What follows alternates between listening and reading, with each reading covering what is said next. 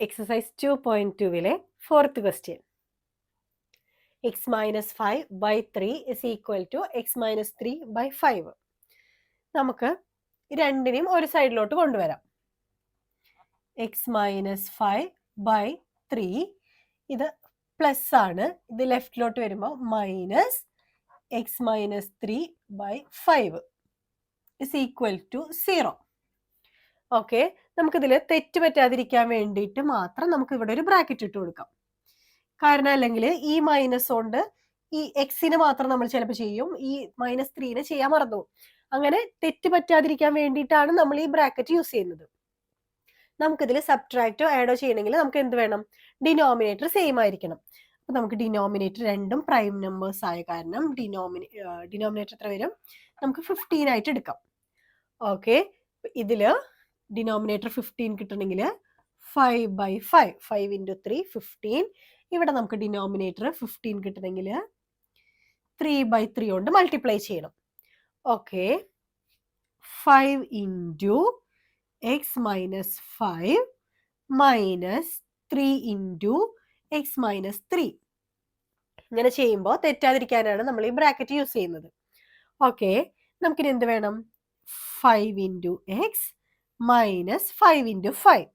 5നെ x കൊണ്ടും -5 കൊണ്ടും multiply ചെയ്യണം.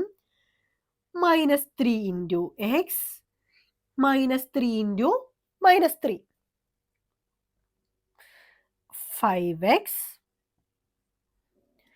minus 25 -3 into x minus 3x -3 into -3 plus 9.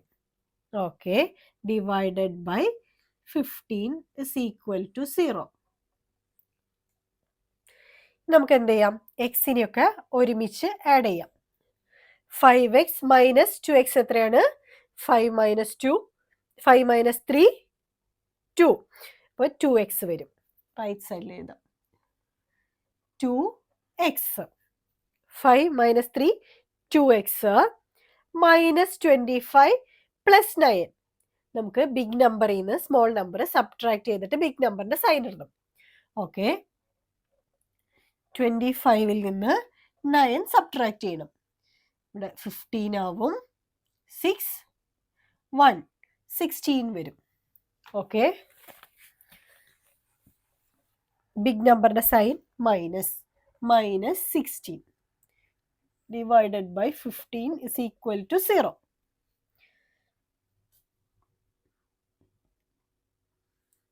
(2x minus 16 is equal to) ഈ 15 divided by 15 എന്നുള്ളത് multiplied by 0 into 15 വരും.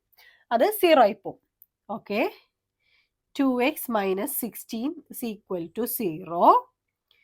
x is equal to 2x equal to ഈ -16 റൈറ്റിലോട്ട് കൊണ്ടുപോകുമ്പോൾ 16 ആവും, പ്ലസ് 16 ആവും. x equal to 16 divided by 2.